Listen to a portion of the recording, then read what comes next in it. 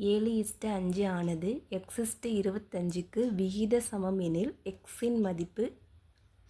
இப்போ இந்த கொஷினில் எக்ஸோட வேல்யூ தான் கொடுத்துட்டாங்க கேட்குறாங்க. எக்ஸோட வேல்யூ தான் கேட்குறாங்க. என்ன கொடுத்துட்டாங்க அப்படின்னா 7:5 விகித சமம்னா நம்ம எப்படி எழுதிப்போமா? விகித சமம் எதுக்கு அப்படின்னா x:25ன்னு சொல்லிட்டு எக்ஸோட வேல்யூ தான் கேட்குறாங்க. அப்போ நம்ம என்ன பண்ணுவோம்? இப்போ விகித சமம் அப்படின்னா இந்த மாதிரி எழுதிட்டு என்ன பண்ணுவோம்? அதாவது இது ரெண்டையும் மல்டிப்ளை பண்ணி ஈக்குவல் பண்ணி இது ரெண்டையும்.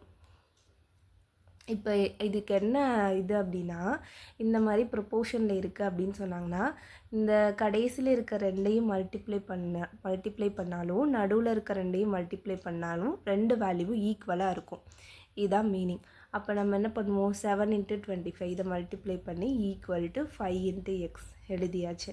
இப்போ என்ன பண்ணலாம்? கேன்சல் பண்ண முடியுமா? பண்ணோம் அப்படின்னா 25 இது 5 டைம்ஸ் வரும். அப்போ 7 5 என்ன வரும்? 35. அப்போ எக்ஸோட வேல்யூ என்ன? 35. ஓகேயா?